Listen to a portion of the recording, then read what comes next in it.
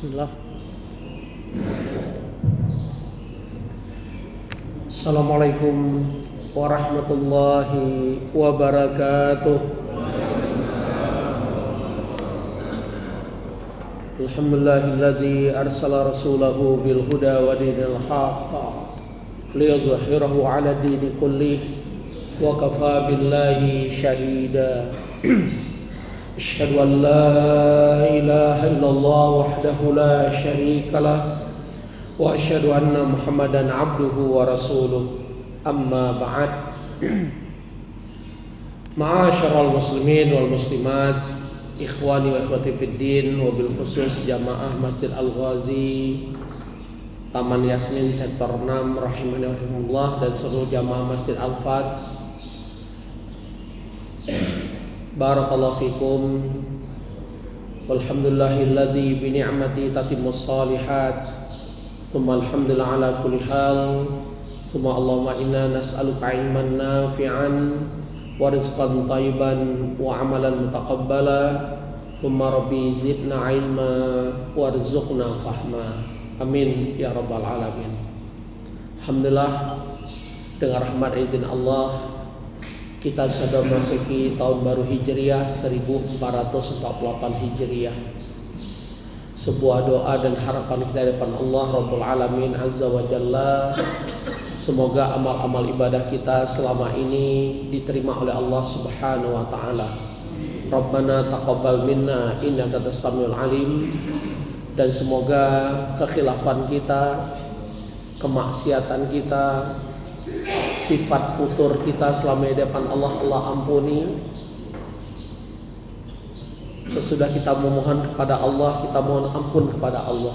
Wa tub alaina innaka antat tawwabur rahim. Semoga Allah mengampuni dosa-dosa kita, kesalahan kita, kekurangan kita dalam ketaatan kita di depan Allah selama ini.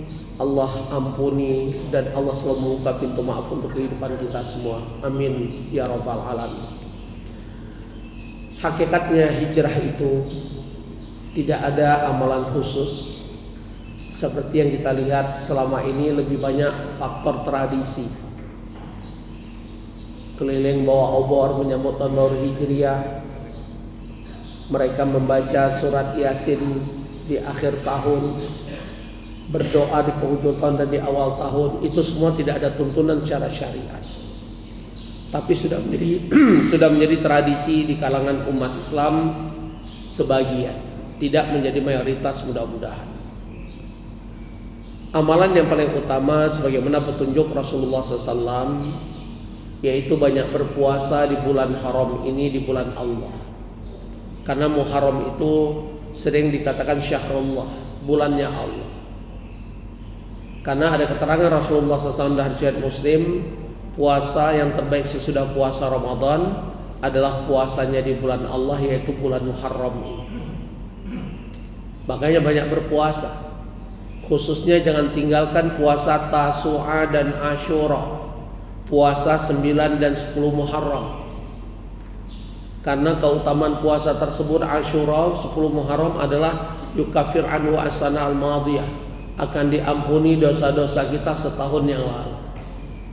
Dan itu jatuhnya di hari Rabu dan Kamis. Walaupun memang agak sedikit unik kali ini, Nahdlatul Ulama menetapkan 1 Muharram bukan hari Selasa, tapi NU menetapkan 1 Muharram jatuhnya hari Rabu. Padahal Muhammadiyah dengan pemerintah kompak kali ini. Biasanya sering kompak itu NU dengan pemerintah, tapi kali ini justru Muhammadiyah dengan pemerintah yang kompak. Ya, karena NU menetapkan 1 Muharram hari Rabu sama dengan Malaysia. Malaysia juga 1 Muharram hari Rabu. Adapun Saudi Arabia 1 Muharramnya sama, yaitu hari Selasa. Yang saya tahu itu ya, benar ya, hari Selasa Saudi ya. Terlepas dari itu semua, mari kita ambil substansi dari hijrah itu sendiri. Kata-kata hijrah itu berasal dari kata hajar, yaitu meninggalkan. Pemahaman makna syar'i, apa arti hijrah secara syar'i? Mari kita kutip pendapat seorang Syekh Muhammad Tamimi rahimahullah ta'ala dalam risalah beliau Al-Usulul Thalathah. Beliau menyebutkan arti hijrah adalah intiqalu min baladis syirki ila baladil Islam, yaitu berpindah dari negara-negara kafir, negara-negara penuh kesyirikan, kepada negeri-negeri Islam. Karena mereka-mereka yang tinggal di negara kafir dan mereka tidak bisa melaksanakan ibadah secara benar karena dapat intimidasi dari negeri kafir tersebut atau orang kafir negeri tersebut, maka untuk mereka itu hukumnya hijrah itu wajib. Karena mereka tidak bisa melaksanakannya. Ada juga hukum hijrah itu hakikatnya ya akan terus ada sepanjang masa sampai hari kiamat, sebagaimana sabda Rasulullah SAW bahwa hijrah itu akan terus berlaku sepanjang kehidupan manusia itu sampai hari kiamat. Adapun hijrah secara substansi dijelaskan oleh Rasulullah SAW di hadis Sahih Bukhari dan Muslim. Siapa yang disebut dengan orang-orang berhijrah? Al-muhajir man hajara manahallahu anhu. Yang disebut orang hijrah, tolong diingat, dicatat kepada diri saya dan kita semua, supaya kita memantaskan diri kita masuk di tahun baru Hijriah 1444 Hijriah, supaya saat kita dihisab an umrin fima afna, nanti di hari kiamat salah satu yang akan ditanya oleh Allah, umur yang diberikan Allah kita gunakan untuk apa. Maka mari sama-sama kita mematutkan diri, menyesuaikan diri sebagaimana keterangan Rasulullah SAW dari hadis Sahih Bukhari Muslim tadi. Arti hijrah atau orang yang berhijrah adalah orang-orang yang meninggalkan hal-hal yang dilarang dan diharamkan oleh Allah, termasuk yang dilarang dan diharamkan oleh Rasulnya Muhammad SAW. Jadi saat kita mampu meninggalkan hal yang diharamkan oleh Allah, hal yang dilarang oleh Allah, itulah hakikatnya kita adalah orang-orang yang berhijrah. Tahun lalu kita banyak melakukan kemaksiatan, maka mulai tahun ini kita berazam, bertekad tidak akan melakukan lagi perbuatan maksiat tersebut. Termasuk juga dalam arti hijrah kata para ulama, meninggalkan perkara-perkara bid'ah, perkara-perkara yaitu merubah-rubah, menambah-nambah atau mengurangi berkaitan dengan syariat agama ini. Karena syariat agama ini adalah milik Allah, bukan milik siapapun. Bukan milik Nabi kita Muhammad sallallahu alaihi wasallam. Tugas Nabi kita hanya menyampaikan risalah dari Allah. Wa ma 'alaika ilal balagh.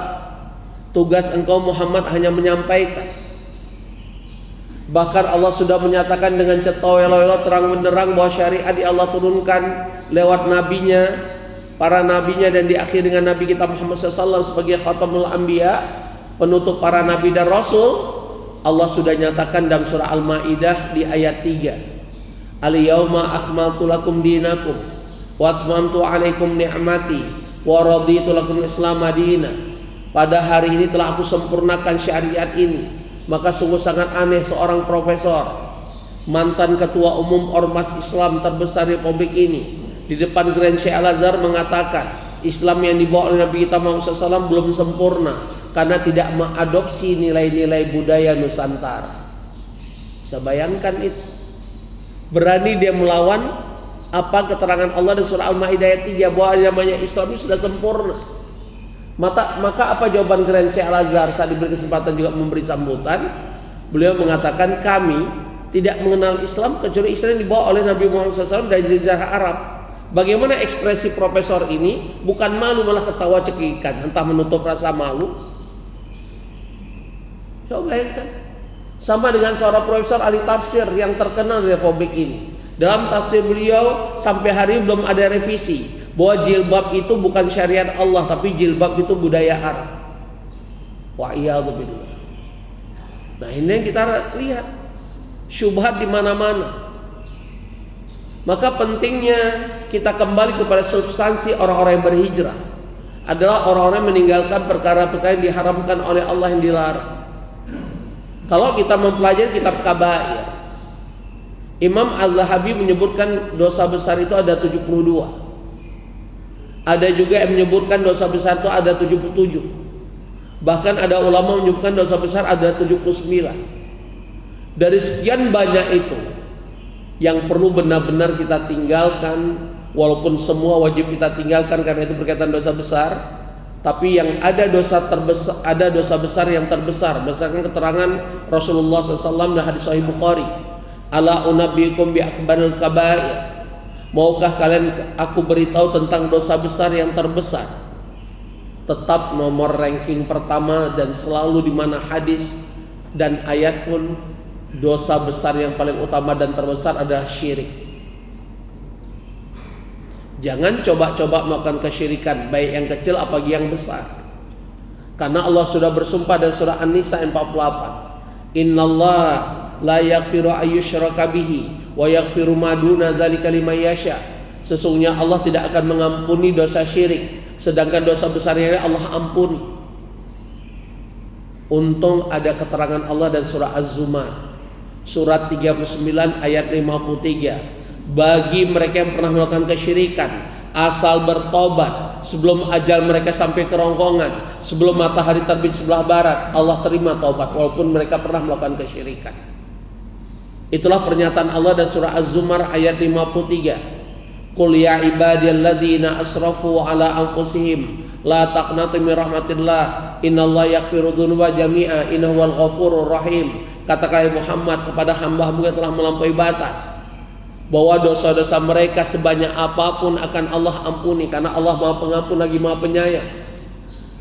Ayat inilah memansuhkan tentang pernyataan Allah surah An-Nisa 48, Allah tidak mengampuni dosa syirik.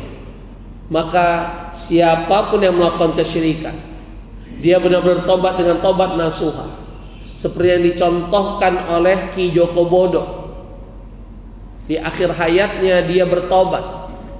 Dia mengatakan manusia yang paling sesat karena banyak menyesatkan pejabat publik, menyesatkan public figure dan sebagainya.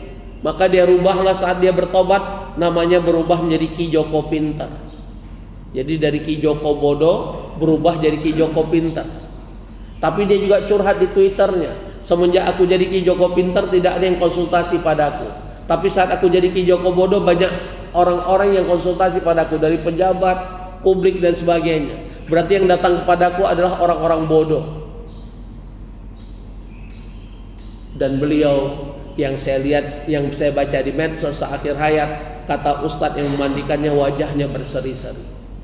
Maka saya ingat tentang janji Allah surah Az-Zumar ayat 53, tentang sabda Rasulullah SAW, at-taibuna dzambi kama la dzambalah. Orang yang bertobat dari suatu dosa seperti orang tidak pernah melakukan dosa. Karena hakikatnya kullu bani adam khata', kata Rasulullah SAW. Wa khairu khata'ina tawwabun. Setiap anak Adam pasti pernah berbuat salah. Bisa jadi bapak ibu pernah melakukan kesyirikan, masih percaya kuburan keramat, masih percaya ada orang pintar. Sesudah memahami itu semua mengandung kesyirikan, maka bapak ibu tinggalkan, Allah terima taubat bapak ibu. Asal jangan diulangi lagi. Karena syarat taubat nasuha, pertama menyesal, bertekad tidak akan mengulanginya lagi, di sisa umur dia akan banyak amal-amal soleh. Itu syarat taubat nasuha.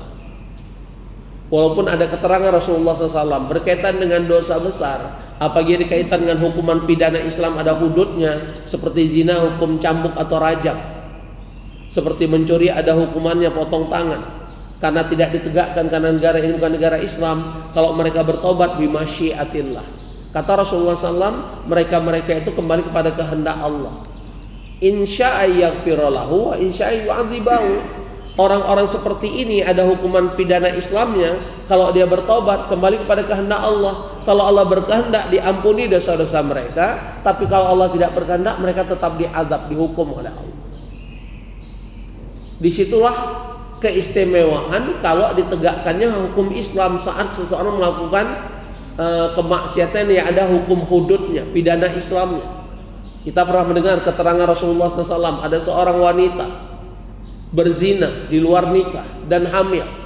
Dia mendatangi Rasulullah SAW, hukum aku ya Rasulullah. Dia tahu hukumannya itu rajam. Dia minta untuk dirajam, karena dengan cara dirajam gugurlah dosa-dosa dia.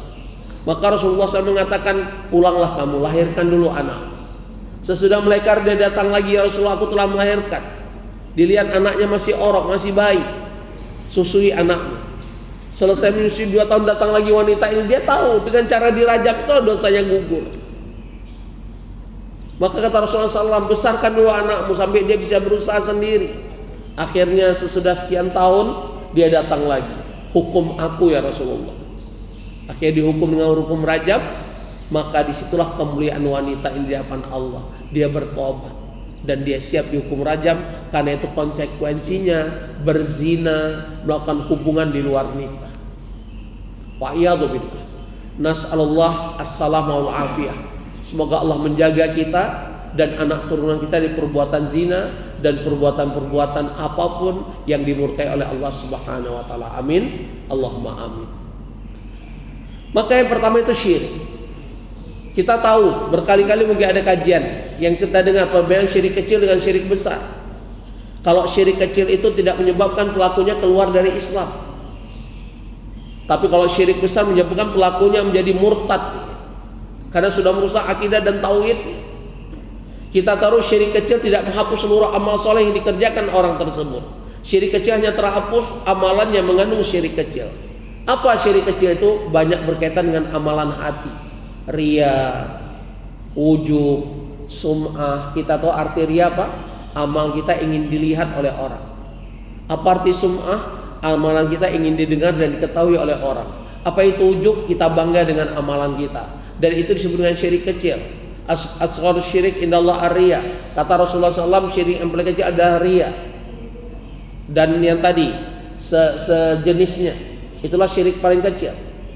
Adapun syirik besar, masih percaya dengan kuburan keramat, masih percaya dengan klinik-klinik, bisa mendatangkan manfaat dan menghilangkan mudarat, masih menyembah manusia, menganggap manusia telah mendatangkan manfaat untuk dirinya. Kalau bukan karena dia, saya tidak punya jabatan ini. Dan dia lupakan Allah, dia meyakini yang mendatangkan rezeki adalah manusia, bukan Allah. Maka ini masuk kategori besar. Dan syirik besar itu nggak main-main ancaman Allah. Pertama lihat surah Az-Zumar, surat 39 ayat 65. Qul ya ibadiyalladzina asrafu ala anfusihim la taqnatu min rahmatillah innallaha yaghfiru dzunuba jami'a innahu huwal ghafurur rahim. Mohon maaf, la in asyrakta la yahbatanna 'amaluka wa takunanna minal khasirin. Saya ulangi lagi, surah Az-Zumar surat 39 ayat 65, isinya di alinea terakhir kata Allah, la in asyrakta la yahbatanna 'amaluka wa takunanna minal khasirin. Jika kamu melakukan kesyirikan, kata Allah, terhapus seluruh amal-amal solehmu, hajimu, umrahmu, infak sedekahmu, apapun bentuknya. Begitu kita melakukan kesyirikan besar, terhapus semua amal soleh kita. Dan Allah bersumpah. Lihat surah Al-Maidah surat 5 ayat 72. Apa kerugian pelaku syirik besar? Wa may yusyrik billah faqad haramallahu 'alal jannah wa ma'wahun nar.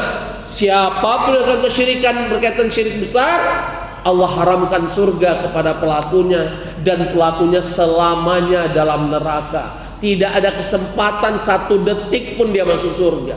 Itulah bahayanya syirik besar. Hati-hati juga berkaitan syirik dengan tatayur. Apa itu tatayur? Khurafat, tahayul. Masih percaya burung gagak bawa kemalangan. Masih percaya dengan hal-hal yang kita pahami sejak kita kecil. Kupu-kupu masuk rumah datang tamu. Dari mana ini pemahaman? Dia ini disebut dengan syirik. At-tiyara syirkun, at-tiyara syirkun, at-tiyara syirkun. Yang namanya tatayur, namanya khurafat, tahayul, seperti yang kita sebutkan contoh tadi, itu semua syirik kata Rasulullah SAW. Percaya dengan zodiak, percaya dengan feng shui, bahwa rumah tusuk sate itu tidak mendatangkan manfaat, menjadi mudarat. Wa iyadu billah. Ini semua masuk kategori syirik. Apakah dia syirik kecil atau syirik besar tergantung keyakinan orang tersebut.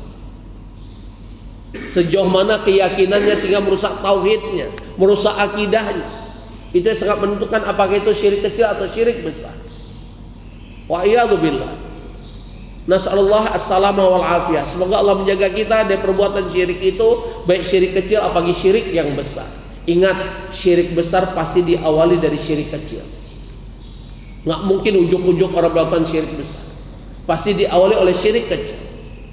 Dan sekali lagi saya ingatkan berdasarkan keterangan Rasulullah SAW, salah satu hijrah yang paling utama dalam hidup semua manusia sebagai seorang hamba Allah, jauhkan dari perbuatan syirik. Yang masih kepret-kepret, panglaris, yang masih percaya tentang ilmu pelet dan sebagainya, itu bisa masuk kategori syirik. Yang kedua, berdasarkan keterangan Rasulullah SAW dari Sahih Bukhari, dosa besar yang terbesar adalah uququl walidain, durhaka pada orang tua. Yang masih punya orang tua, jangan coba-coba menyakiti mereka, baik dengan lisan, dengan sikap, dengan perbuatan.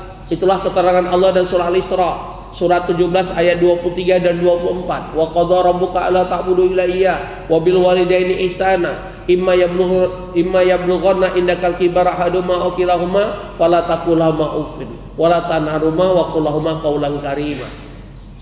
Sampai begitu keterangan Allah dengan terang benderang. Jangan sampai saat mereka telah mencapai usia tua, semakin menua mereka, kadang-kadang sikap mereka semakin aneh, semakin mengesalkan tanda kutip. Maka diingatkan oleh Allah, jangan sampai mengatakan ibu kolot, ibu gak paham zaman sekarang bagaimana. Saat orang tua kita mengatakan, didik anakmu seperti kami didik kamu.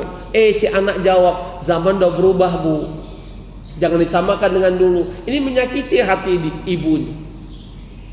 Ya, apalagi walatan haruma, sampai menghardik, membentaknya, berkata kasar, bersikap sombong dengan orang tua, kolot dan sebagainya. Ini adalah perbuatan-perbuatan dosa, dan tolong diingat, dicatat Bapak Ibu dan diriku khususnya, walaupun saya nggak punya orang tua, hanya untuk mendidik anak. Apa itu? Durhaka pada orang tua. Salah satu perbuatan yang segera Allah datangkan azab dan hukuman kepada pelakunya di dunia apalagi di akhirat. Kalau maling kundang itu cerita legenda, entah benar entah enggak. Tapi yang terjadi di Sragen, seorang ibu lurah membuat sebuah video menjadi viral. Ada warganya menendang ibunya yang sedang sholat karena minta uang. Dia tidak sabar, dia tendang ibunya sedang sujud. Langsung Allah rubah kaki anak ini menjadi kaki sapi. Dan perilakunya itu perilaku sapi, makannya rumput, daun. Coba lihat. Na'udzubillah. Maka diingat kalau Rasulullah SAW, ridallah fi ridal walidain, kepada bapak-bapak, kepada ibu-ibu, kepada siapapun. Kalau ternyata kok hidupku gini-gini amat ya, semua aku kerjakan gak ada yang berhasil, coba cek, jangan-jangan kita menyakiti hati orang tua. Kita sudah lupa dengan mereka, jarang silaturahim, jarang minta didoakan mereka dan sebagainya. Padahal diingat kalau Rasulullah SAW, ridallah fi ridal walidain wa sukhtallah fi sukhtil walidain. Ridho Allah terletak pada ridho kepada kedua orang tua, dan kemurkaan Allah terletak pada kemurkaan kedua orang tua. Jangan coba-coba. Yang ketiga, syahadatuz zur. Saat Rasulullah SAW menerangkan tentang dosa besar yang terbesar nomor 3, memberi kesaksian palsu, sumpah palsu. Kaitan di sini entah ijazah palsu atau tidak pada kaitan. Yang jelas Rasulullah dan Toktifah sudah ditangkap dan heboh republik ini karena tidak sesuai dengan KUHAP dan sebagainya. Bahkan mantan Wakapolri juga, Pak Ugroseda juga menanyakan kok bisa seperti itu. Tapi itu urusan ranah hukum. Tapi yang kita ingin sampaikan, sahabat Ibnu Mas'ud saat meriwayatkan hadis ini, menjelaskan tentang keterangan Rasulullah SAW ini, itu digambarkan Rasulullah SAW saat menyatakan syahadatuz zur qaulaz zur, berulang-ulang beliau ucapkan syahadatuz zur qaulaz zur, berulang-ulang. Letahu sakata, sehingga sahabat yang saat itu hadir berharap kapan beliau diam dengan ucapan tentang sumpah palsu, tentang kesaksian palsu, kapan beliau berhenti. Ternyata kekhawatiran beliau terjadi sekarang. Sumpah jabatan demi Allah. Bukankah kepala BGN disumpah jabatan? Bukankah Wamen Imapas disumpah jabatan? Saya ngajar Kemenkumham dari zaman Pak Patriabat sampai hari ini. Agak malu rasanya. Berarti gagal kita dakwahkan mereka. Wa'iyadzubillah. Bahkan lebih sedih lagi karena kita tahu kepala BGN itu kan, mantan kepala BGN itu kan dosen IPB. tumbuh besar di dunia akademik, mengajarkan para mahasiswa, bisa jadi ribuan dia sudah mengajarkan mahasiswa. Tapi apa yang dia lakukan? Dan ternyata itulah yang terjadi, yang sudah digambarkan 14 abad yang lampau oleh Rasulullah SAW tentang syahadat az-zur, qaul az-zur. Wa'iyadzubillah. Ada satu riwayat lagi, hadis Sahih Bukhari kembali, tentang ada 7 dosa besar yang wajib kita tinggalkan kalau kita pernah melakukannya. Bahkan kata para ulama, arti istanibu as-sab'al mubiqat, hindarilah 7 perkara yang buat kamu hancur binasa. Arti istanibu itu berbeda dengan hanya menghindari. Jangankan melakukan, dekat-dekat saja dilarang.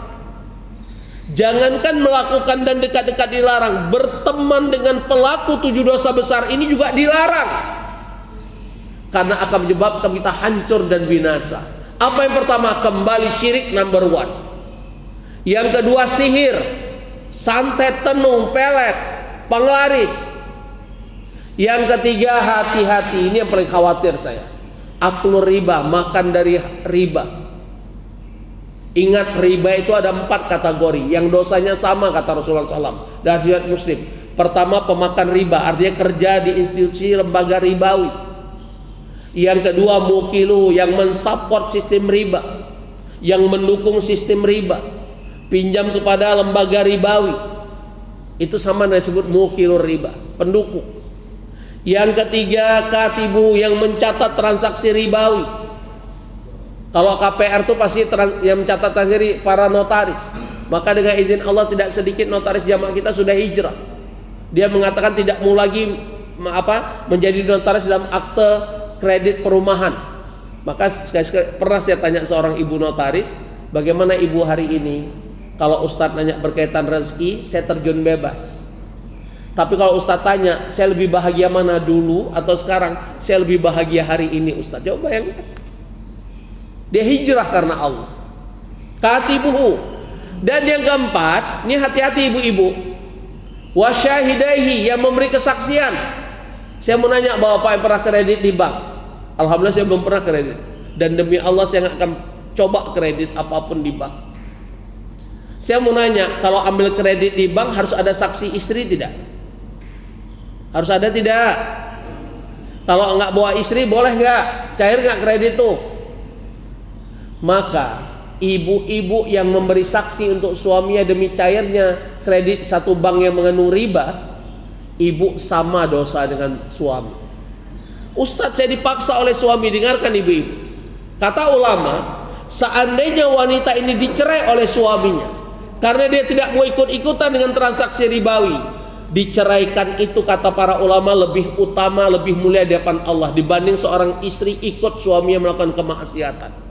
Karena ada kaidah dari Rasulullah SAW, la ta'ata fi makhlukin fi maksiatil khaliq.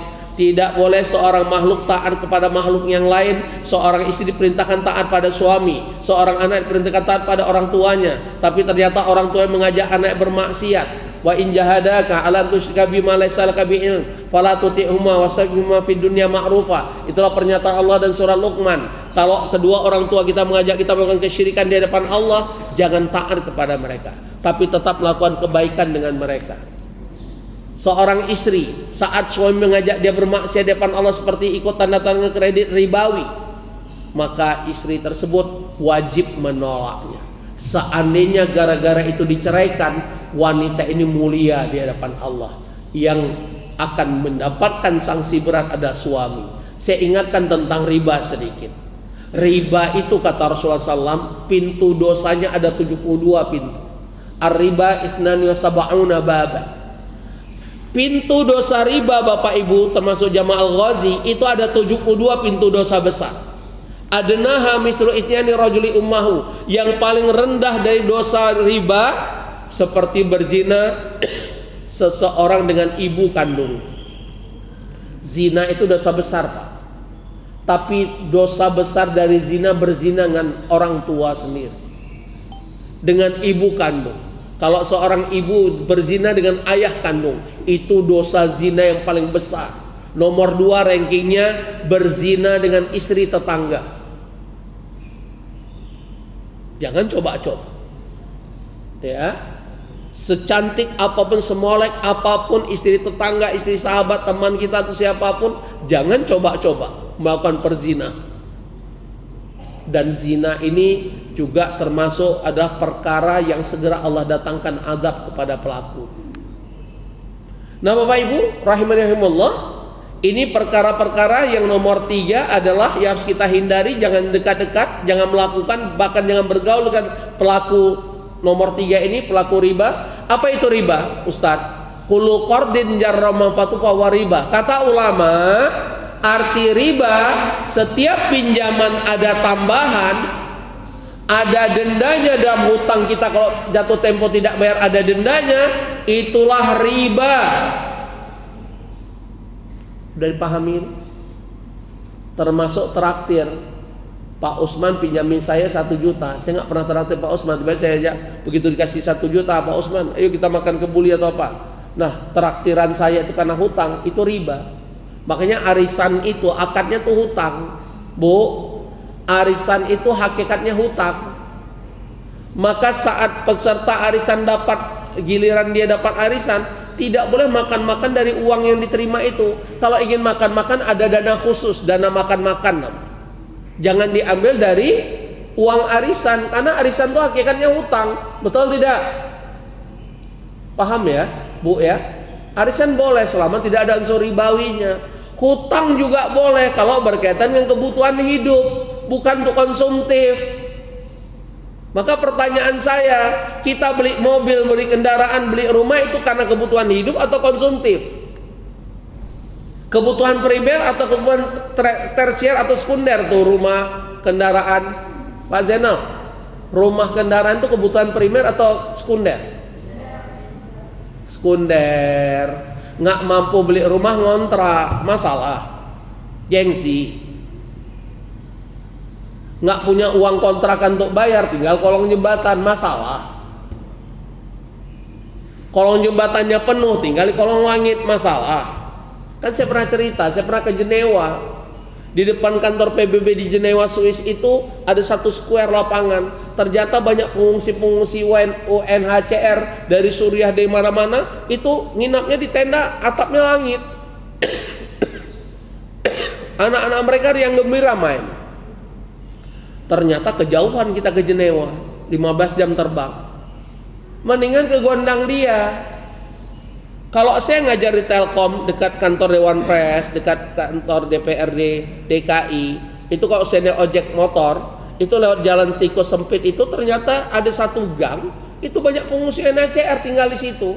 Hanya beralaskan kemah kecil, tenda kecil. Mereka saya lihat ada 2 anaknya, istrinya ada. Gimana cara tidur tenda kecil? Apa gantian? Jangan-jangan. Tapi saya lihat wajah-wajah mereka ceria aja tuh. Hati-hati sekali lagi dengan hutang dan kredit yang mengandung riba. Nah Bapak Ibu, karena waktu, karena Masjid Al-Ghazi ada pembubaran panitia pelepasan penyambutan jamaah haji, itu, maka kita kembali kepada tema bagaimana menjadi manusia yang lebih baik di tahun 1448 Hijriah. Karena ada tuntunan dari Ali bin Abi Thalib radhiyallahu anhu, "Man kana yaumu khairan min amsi fa rabi." Barang siapa yang tahun ini lebih baik pada tahun-tahun yang kita lewati, hari-hari yang telah kita lewati adalah mereka adalah orang-orang yang beruntung. Tapi kalau tidak ada perubahan baik sebagai hamba Allah maupun sebagai manusia dalam karir dan sebagainya, maka ini orang-orang yang rugi. Karena hidup itu artinya bergerak terus menuju lebih baik. Ya. Yang ketiga ada yang lebih parah. Ternyata bukan lebih baik, bahkan tidak bisa sama dengan tahun lalu, dengan hari yang lalu. Dia lebih buruk, naudzubillah. Maka orang-orang ini adalah orang yang tercela, bahkan orang yang termasuk yang dilaknat oleh Allah karena dia tidak mampu memanfaatkan umur yang Allah berikan. Karena hakikatnya khairun nas man tala umru wa hasuna amalu. Sebaik-baik manusia kata Rasulullah SAW diberi umur panjang, semakin baik amalnya, semakin baik kebaikan. Sedikit saya ingatkan 7 perkara tadi sampai saya lupa. Pertama saya ulangi syirik, yang kedua sihir kata Rasulullah SAW, yang ketiga memakan riba, yang keempat memakan harta anak yatim. Hati-hati yang punya anak yatim seperti saya, jangan sampai 1 rupiah pun masuk. Yang justru harusnya kita kembangkan harta anak yatim dan kita jadi donatur, bukan makan harta anak yatim. Yang kelima adalah jangan membunuh seseorang tanpa hak. hati-hati dengan pembunuhan apapun alasannya. Ya, karena negara ini bukan negara Islam, tidak ada yang dikenal hukum qisas. Serahkan pada ranah hukum, walaupun ranah hukum kita tidak terlalu percaya, ya, tapi itulah kenyataannya, harus kita taati. Yang keenam, menuduh wanita berzina tanpa saksi dan bukti. Dan yang ketujuh, lari dari medan pertempuran membela agama Allah. Inilah 7 dosa besar yang menyebabkan pelakunya hancur binasa, baik di dunia maupun di akhirat. Wa'iyadzubillah. Nas'alullah as-salama wal afiyah. Kita berlindung pada Allah, mohon keselamatan dari dosa-dosa besar yang sudah kita sebutkan. Nah Bapak Ibu, menjadi manusia yang lebih baik, ada 4 program utama menurut saya, wallahu a'lam bishawab. Harapannya dengan 4 amalan utama ini kita menjadi manusia yang lebih baik di hadapan Allah. Yang pertama, ziyadatus syukur. Mari kita tingkatkan rasa syukur kita di hadapan Allah, karena kita tahu ini zaman semakin sulit. Bahkan berkaitan cuaca juga disebut dengan cuaca ekstrim. Kadang panas, tiba-tiba sekian derajat, tiba-tiba dan sebagainya. Tapi saya ingatkan hadis kudusi firman Allah.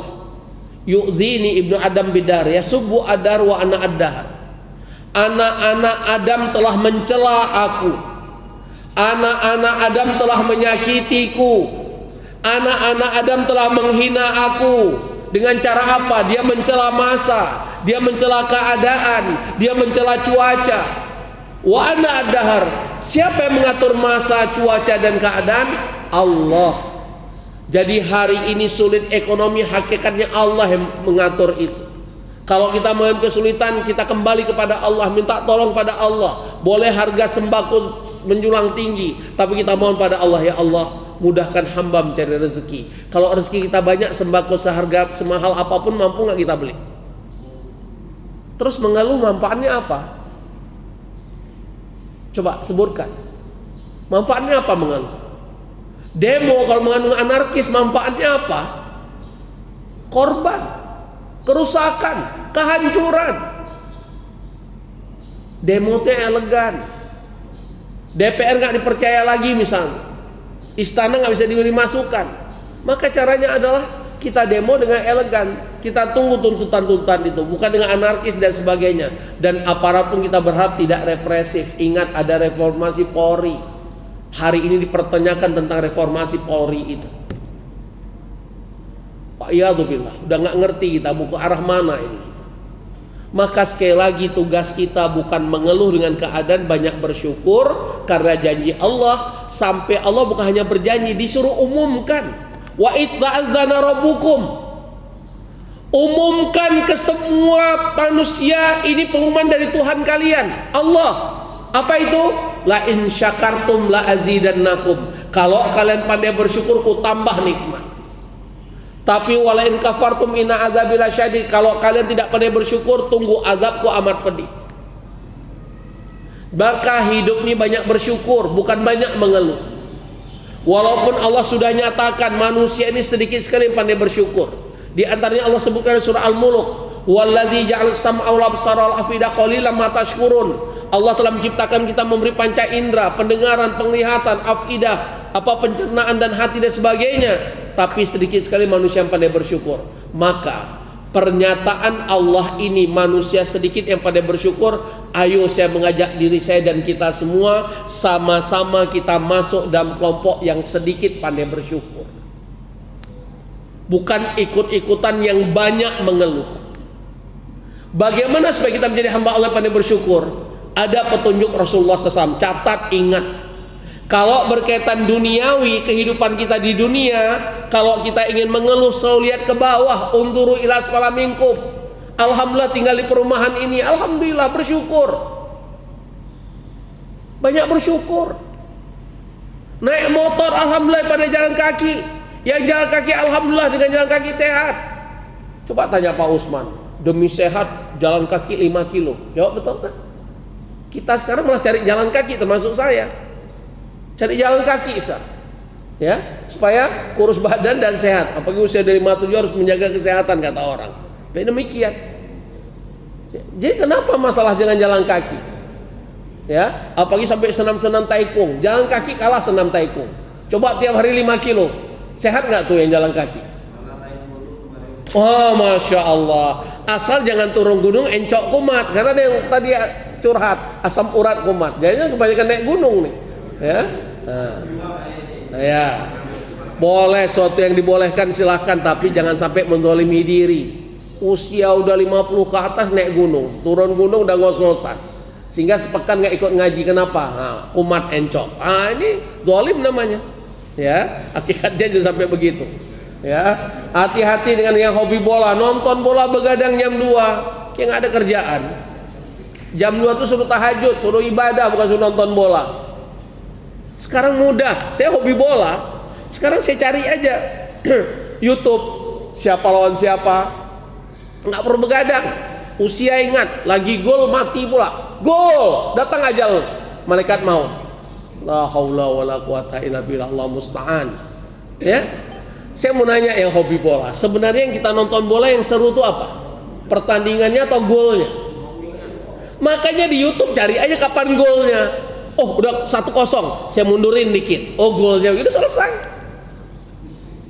Ya, kecuali nanti Maroko masuk final. Karena Marokonya ya, Mesir masuk final misalnya. Senegal, lihat pelatih Senegal demi menjalankan perintah sholat Jumat nggak ada urusan. Sampai viral kan bahasa dia. Saatnya Senegal masuk final dari itu hari Jumat, kami harus sholat Jumat, dikalahkan, kami hanya nggak dapat piala gara-gara meninggalkan lapangan ingin sholat Jumat, nggak ada masalah. Masya Allah, ini hamba Allah, ibadur Rahman, nggak ada urusan semua dunia. Kalau sudah berkaitan dengan Allah, ibadur Rahman. Walam yakhsha ilallah, kita cuma takut hanya pada Allah, bukan pada siapapun. Jadi sekali lagi Bapak Ibu termasuk Jamaah Al-Ghazi, cara bersyukur dalam hidup ini selalu lihat ke bawah, jangan lihat ke atas. Nggak pandai bersyukur kalau lihat ke atas. Yang pensiun-pensiun banyak bersyukur, yang bukan banyak mengeluh. Gaji pensiun Ustaz cuma 20%, berapalah. Ibu-ibu saya ingatkan yang paling banyak nggak pandai bersyukur ibu. Karena itu keterangan Rasulullah SAW, kathratul li'an. Salah satu penyebab wanita banyak penghuni neraka banyak ngeluh.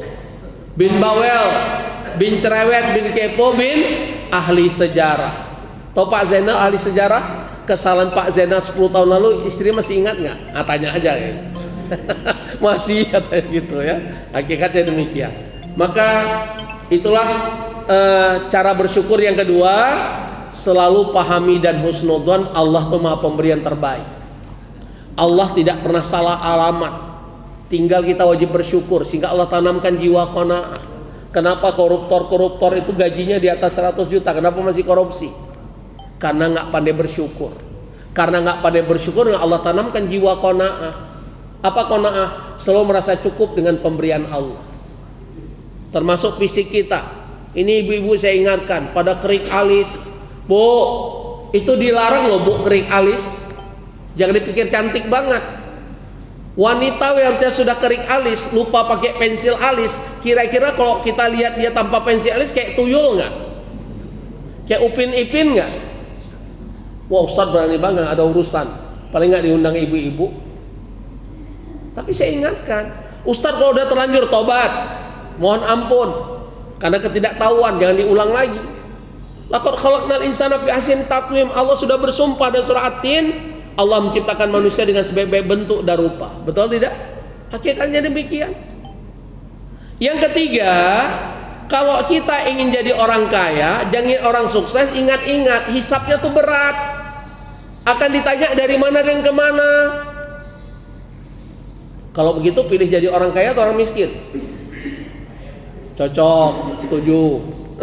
Tapi jadi orang kaya yang bertakwa, seperti Nabi Sulaiman alaihissalam, seperti Abdurrahman bin Auf, Talha bin Ubaidillah, Utsman bin Affan, Abu Bakar As-Siddiq, silakan.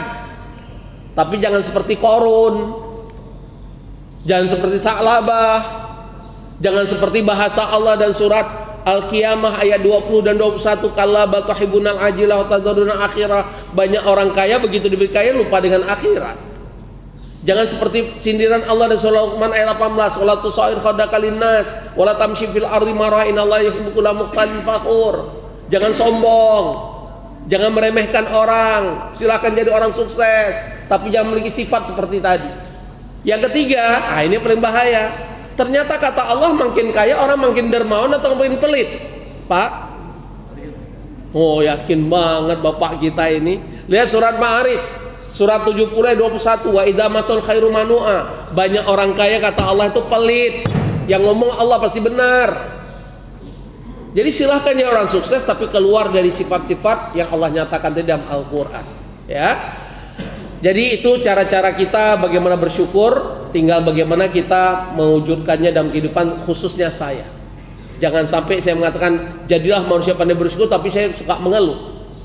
Ya, naudzubillah min dzalik. Jadi kalau ada ustaz suka ngeluh, kehidupannya itu nggak pantas. Karena diperintahkan kita menjadi hamba Allah yang pandai bersyukur, bukan pandai mengeluh. Yang kedua, amalan kedua menjadi kita manusia lebih baik tahun ini yaitu dengan cara tajdidul iman. Terus perbarui iman. Ingat iman kita yazidu yang terus kadang naik, kadang turun. Kapan iman naik?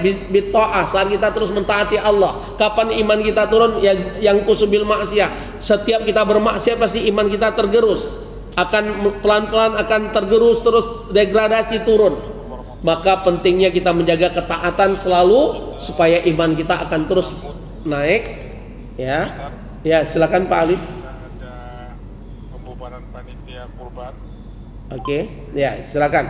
Ya, pada jamaah Al-Ghazi saya mohon maaf nggak bisa tatap muka kali ini, dan selamat kepada panitia kurban. Semoga usaha ikhtiar dan amalnya selama ini sehingga bisa pelaksanaan ibadah kurban dengan baik. Semoga menjadi catatan amal soleh kelak di hadapan Allah, al-baqiyatus sholihat. Dan seluruh jamaah haji Masjid Al-Ghazi semoga menjadi haji yang mabrur. Sekali lagi mohon maaf, sampai ketemu insyaallah di lain kesempatan. Assalamualaikum warahmatullahi wabarakatuh. Ya. Waalaikumsalam warahmatullahi wabarakatuh. Ya, itu. Jadi itu yang kedua, yaitu tajdidul iman, perbaharui iman. Dengan cara apa? Karena iman kadang naik kadang turun, semua akan mengalami. Jangankan level kita, jangankan level saya, level sahabat Hanzalah teriak-teriak di kota Madinah, aku orang munafik, Hanzalah munafik. Tiba-tiba Abu Bakar dengar, Hanzalah kamu ngomong apa? Apa jawaban Hanzalah? Wahai Abu Bakar, sahabat kami paling mulia. Saat aku berhadapan atau duduk di majelis Rasulullah SAW, surga neraka cetau elo-elo, halal yang haram cetau elo-elo, semua perkara-perkara yang syubhat cetau elo, terang benderang. Tapi saat aku kembali ke keluargaku, saat aku berinteraksi dengan masyarakatku, hilang ini semua, aku munafik. Apa jawaban Abu Bakar? Kalau begitu Hanzalah, aku juga orang munafik. Coba bayangkan, setingkat sahabat mulia bisa tergerus keimanan mereka. Apalagi kita 14 abad yang ditinggalkan oleh Rasulullah SAW. Sampai beliau menasihati, khudhu bin nawajil, pegang erat-erat sunnahku sampai kamu gigit gigi gerahammu. Karena orang yang mengamalkan sunnah akan diledek, akan dianggap aneh. Istilah hari ini Wahabi, Salafi dan sebagainya. Padahal kalau ditanya apa itu Wahabi, apa itu Salafi, belum tentu dia tahu. Yang penting tuduhan-tuduhan itu. Maka sampai beliau ingatkan, khudhu bin nawajid, gigit dengan gigi gerahammu, pegang dia seperti megang bara api panas, megang sunnah. Mengamalkan sunnah di zaman penuh syubhat ini akan penuh dengan menegakkan kebenaran akan banyak tantangannya. Justru ini disebut dengan zaman ruwaibidah. Kebenaran dianggap kebatilan, adapun sebaliknya kebatilan dianggap kebenaran. Puncaknya Pak Zainal, saat orang-orang bodoh memimpin orang ramai. Ini disebut dengan zaman ruwaibidah. Wa iyadzu billah. Sudah diprediksi 14 abad yang lalu akan terjadi masa-masa ini. Kebenaran akan langka. Orang yang menegakkan on the track jabatan mereka akan dianggap aneh. Lihat bagaimana Pak Purbaya kalau sidang kabinet, kayak terasing beliau. Awal-awal, sekarang saya nggak tahu gimana beliau. Yang jelas banyak janji-janji beliau nggak jadi, makanya ingin mengundurkan diri. Tapi kan seperti dilarang. Beliau ingin mengundurkan diri. Dia tahu gentleman dia. Dia tahu banyak janjinya tidak terwujud. Tapi akhirnya sekretaris kabinet mengatakan tidak ada pengunduran dari Pak Purbaya. Wallahu alam apa dibalik itu semua. Nah kita kembali. Hidup ini cara kita menjaga iman, kata Rasulullah SAW dengan dua cara. Pertama zikrul maut, sering ingat mati. Coba yang mau naik gunung ingat mati. Kalau mati di gunung kira-kira jadi naik gunung nggak? Menyampaikan apresiasi, Pak Usman. Kan Pak Usman, infonya kan di Pak Usman. ucapan terima kasih Kira-kira mau naik gunung, jangan mati di gunung. Kira-kira jadi naik gunung nggak? Bapak Ibu cerdas dan Ya, yang mau nonton bola jam 2 Pak. Kira-kira ingat mati. Jangan lagi nonton bola datang aja. Kira-kira jadi nonton bola nggak? berbeda pada hari Suruh ingat mati. Lagi pelit. 1447 Hijriah Pas mau infak, udah tadi ngapain infak lagi? Jangan-jangan infak terakhir ingat mati, kira-kira keluar nggak tuh duit? Hijriah dengan kurban Makanya selalu ingat mati. sapi dan Bahkan orang yang cerdas kata Rasulullah SAW, orang yang bejo adalah orang yang banyak ingat mati. dari seluruh Bukan orang bejo minum tolak angin tuh iklan tolak angin. Orang bejo minum tolak angin. Nah itu kan iklan tolak angin. ketua panitia Orang bejo adalah orang yang sering ingat mati. Masya Allah. sukseskan acara Coba kita termasuk orang yang sering ingat mati. Oh aman hidup ini. hingga pendistribusian Mau korup ingat mati, nggak jadi korupsi saya. Mau maksiat ingat mati, mau selingkuh ingat mati, nggak jadi. Mau lihat TikTok yang mengandung keharaman ingat mati, nggak jadi lihat itu, betul tidak? Ingat mati. Yang kedua, tilawatul Quran wa tadabburi. Sering baca Quran, sering tilawah, sering tadabbur memahami Al-Quran. Dengan cara itulah iman kita akan terjaga. Ingat, bukan sekedar baca ya, tapi dipahami. Sebagaimana perintah Allah dan surat Muhammad ayat 24. Afala yatadabbarunal Quran am ala qulubin aqfaluha. Kenapa kamu tidak mempelajari Al-Quran kalau tidak hatimu tertutup dari kebenaran? Sampai demikian hakikat. Yang ketiga adalah program berikutnya. Yang ketiga adalah nahdlatul a'mal. Kalau menjadi ingin manusia lebih baik tahun ini di hadapan Allah, tingkatkan amal-amal soleh.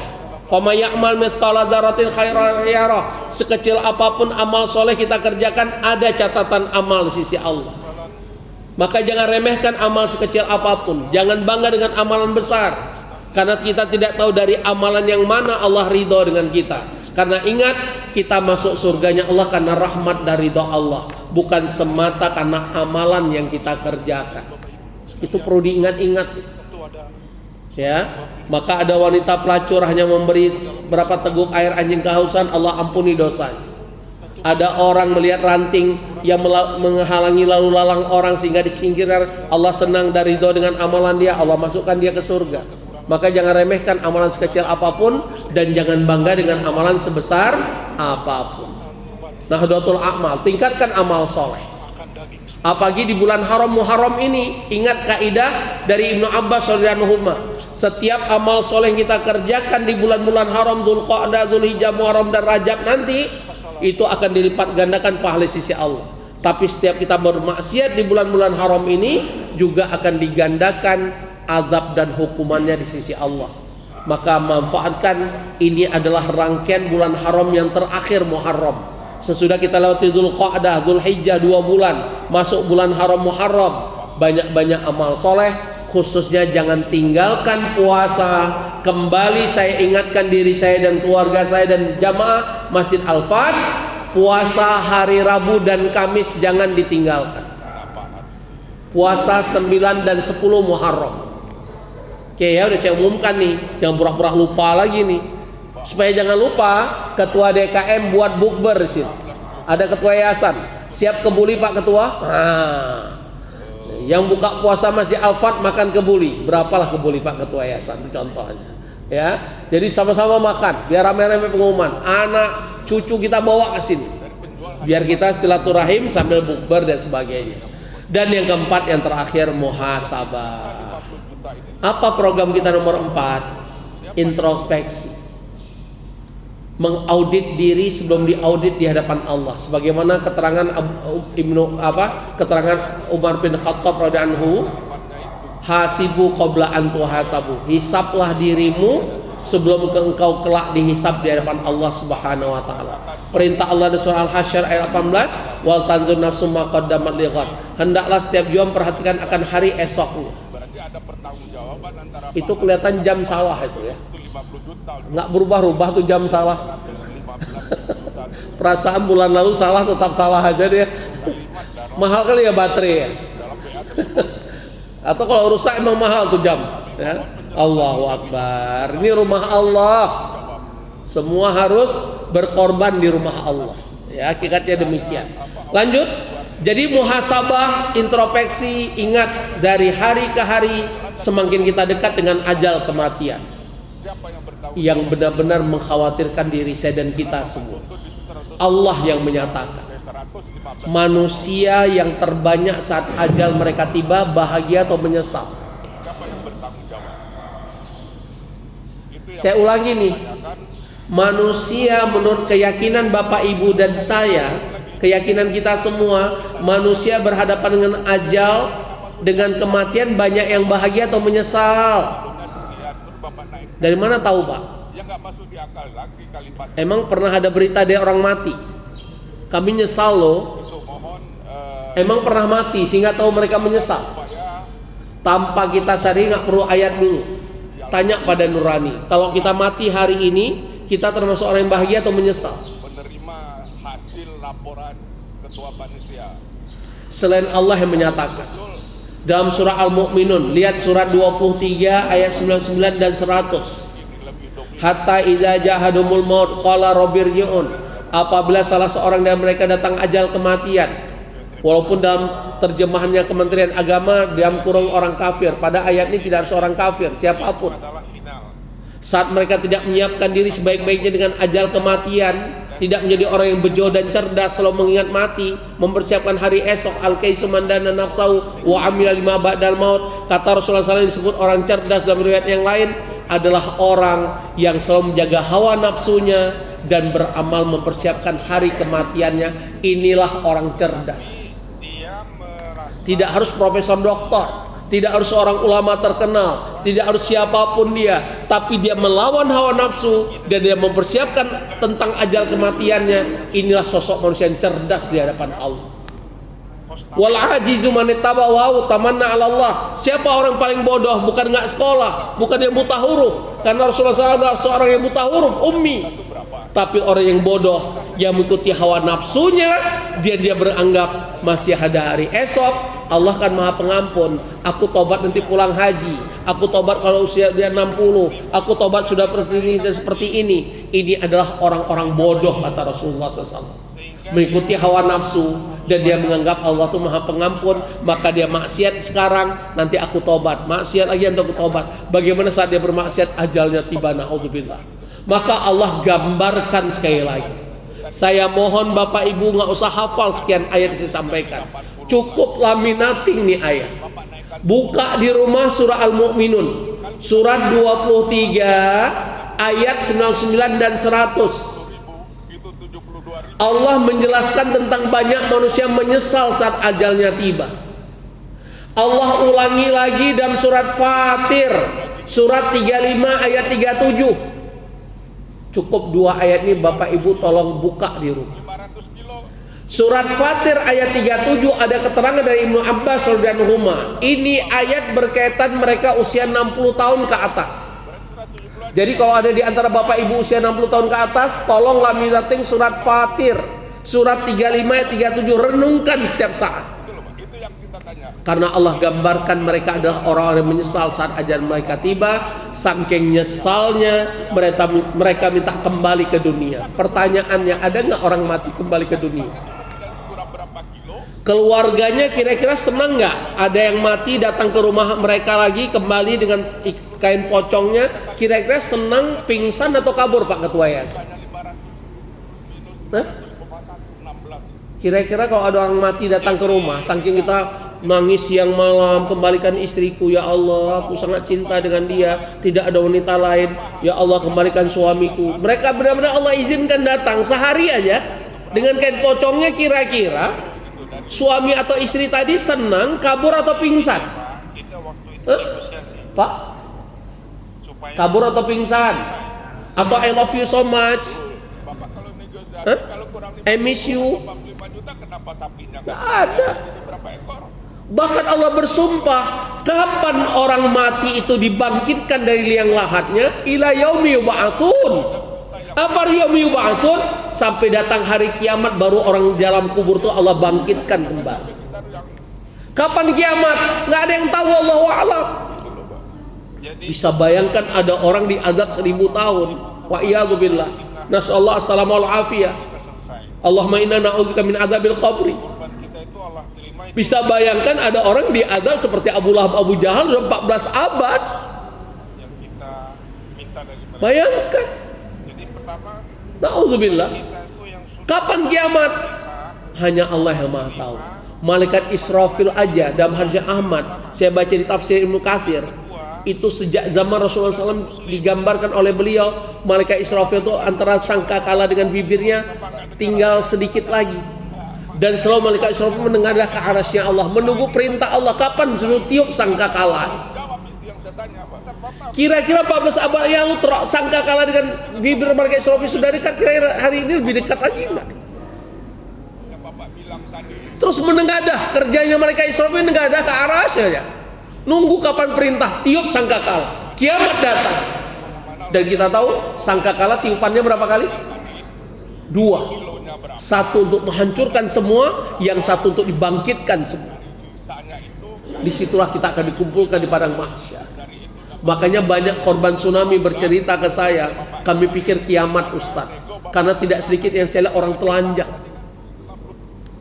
Entah bagaimana tuh sifat tsunami, orang pakai celana bisa hilang celana. Yang saya ingat lantai 2 tempat klinik saya banyak celana jeans, bisnis anak-anak jalanan saya suruh bisnis ini modal, jualan hasil milik kalian kembalikan modal. Ternyata celana jeans itu kayak kerupuk Pak Zainal. Setengah bulan kemudian karena saya nggak boleh oleh keluarga saya di sana nggak boleh pulang ke Taufik, cari ibu, katanya ibu selamat. Saya cari sana sini akhirnya saya bilang saya udah istikharah, saya nyuruh saya lagi cari ibu, saya mau pulang. Kaget saya, celana jeans yang Louis, Levi's begitu saya angkat kayak kerupuk hancur. Makanya orang mengatakan kayak kiamat, banyak orang yang telanjang saat itu. tapi karena Pak Ali ngajak saya, Pak, Dan orang-orang mati kata Allah, mereka akan bangkit dari kuburnya saat datang kiamat. saya yakin Pak Ali Ma'udzubillah. lulus, Pak Iwan itu Maka saya menyampaikan semoga Allah sadar, Allah beri keistiqomahan kita semua. Karena di zaman sekarang itu ngeri-ngeri sedap iman seseorang. dari 15 ekor sapi yang Bahkan di zaman Rasulullah SAW ada yang sudah tergerus iman mereka sampai mati dalam keadaan mati bunuh diri.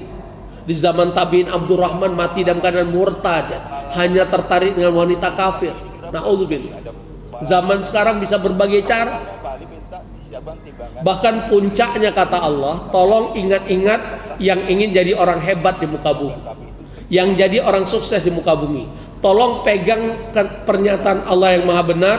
Buka surah At-Taubah, surat 9 ayat 55 dan 85. 2 ayat inilah yang menyebabkan saya tidak tertarik punya IO dan manajemen. Walaupun saya sudah berapa kali dakwah di TV, tanpa IO, tanpa manajemen. Bahkan pernah saya cerita sini berapa bulan yang lalu, ada IO, ada produser, ada sutradara, Ustadz mau nggak kami branding? Mereka minta ketemu saya di Citos, salah satu restoran di Cilandak Town Square. Saya katakan, kalian salah orang. Branding saya di hadapan Allah. Tanya, kalau nggak perlu saya kasih nomor HP. Wah, mana bisa Ustadz? Makanya nggak perlu.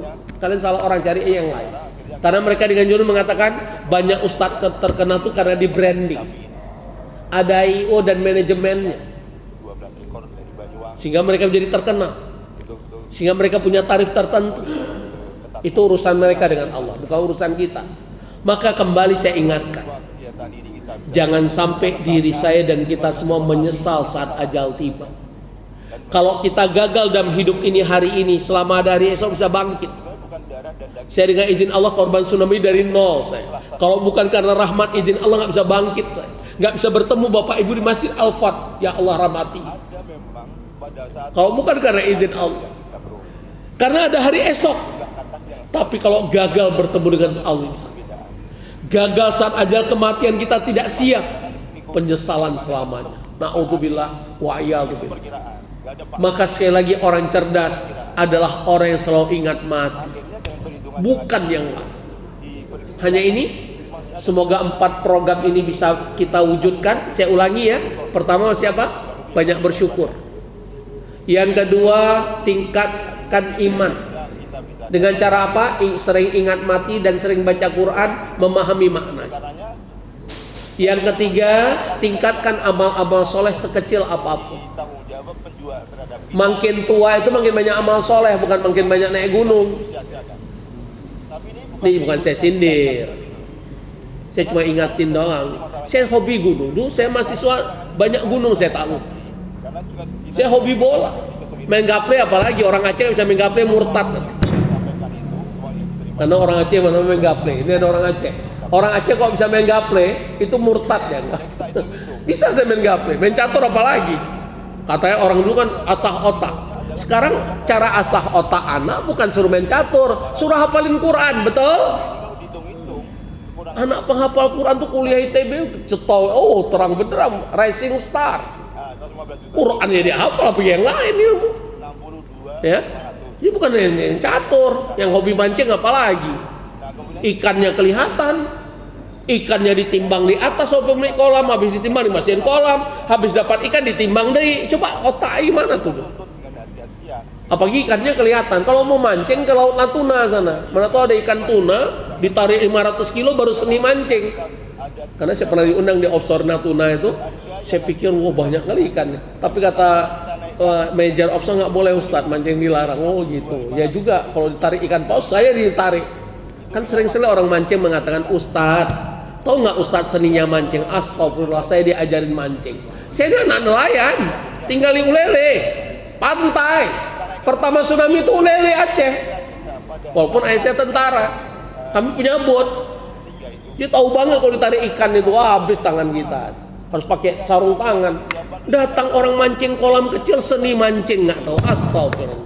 Sekali narik, kalau saya mancing di kolam kayak gitu tuh, sekali narik ikan ke atas langsung. Orang kecil banget. Ya, tapi saya pernah mancing dapat gurami di kolam teman 9 kilo, hampir patah tali jor saya. Keren nggak? 9 kilo gurami men. Kata pemilik kolam, ini rekor Ustaz. Saya belum pernah dapat segini. Apa umpannya? Saya lihat karena kolamnya sering kasih nasi, dikasih bekas-bekas makanan dia, saya kasih bakwan besar segini, panjang, itulah saya dapat. Jadi gitu aja kita tahu seni. Nggak usah pelet-pelet ya, ada bau tangan. Apalagi cari telur semut tengah malam, telur semut ditarik tengah malam. Kepompong keliling ini kuat, astagfirullahaladzim. Ingat mati, yang mancing enggak? Ingat mati. Saya berdoa semoga orang-orang mancing itu ngantuk. Lagi mancing ngantuk jadi kejebur ke kolam. Tapi belum pernah saya dengar berita breaking news seorang pemancing masuk kolam karena ngantuk. Pernah? Gimana mau ngantuk? Kopi, rokok, Indomie, kacang ada yang dimakan. Kapan ngantuknya? Ini yang tersinggung, saya hanya menyampaikan supaya kita cerdas, selalu ingat mati. Mancing boleh nggak? Boleh, nggak ada larangan. Yang nggak boleh ada unsur judi taruhan. Miara burung boleh, asal jangan ada unsur judi, jangan habis waktu untuk ngurus burung. Burungnya udah mandi, yang mandiin belum mandi sampai zuhur. Begitu azan zuhur baru mandi, masbuk. Itu yang salah. Na'udzubillah. Miara burung berjam-jam, begitu ngaji 5 menit ngantuk, itu yang zalim. Lebih zalim lagi, di kondangan bajunya bagus-bagus, begitu ketemu Allah pakai jarum super, Metallica. Ayah wahai. Pilkada. Coba lihat peserta Jumat di sini. Tulisan kaosnya macam-macam. Ya, begitu kondangan sampai lupa kita siapa namanya, kan udah beda performanya, udah good looking, ketemu Allah seenaknya. Zalim nggak? Zalim. Allah sudah menyukai ya Bani Adam, khudzu zinatakum inda kulli masjid. Berpakaian terbaik setiap masuk masjid. Ini perintah Allah surat Al-A'raf ayat 31. Maka pahami yang Allah ajak anak Adam bukan anak tuyul. Berarti kalau ada yang berpakaian tidak terbaik menghadap Allah, berarti anak Adam atau anak tuyul. Nah, gitu aja pemahaman. Hanya ini ada pertanyaan? Pas 6:30 kurang. Ada yang mau ditanyakan? Pak Nedi nggak nanya? Bagaimana menikmati pensiunan? Nggak ada ya? Kalau nggak ada, ibu-ibu mau nanya apa, Bu? Ustaz kasih nuduh kami nggak pandai bersyukur. Misalnya gitulah. Ada pertanyaan, Bu? Nggak ada. Oke, nggak ada. Kita akhiri saja. Ada mau nanya? Nggak, Pak? Oke. Kita akhiri dengan doa kepada majelis. Subhanakallahumma bihamdika asyhadu an la ilaha illa anta astaghfiruka wa atubu ilaik. Selamat menyambut tahun baru Hijriah. Semoga kita lebih baik di hadapan Allah Subhanahu wa taala. Barakallahu fikum. Assalamualaikum warahmatullahi wabarakatuh. Panjang. Jadi kita yang melihat berarti yang kita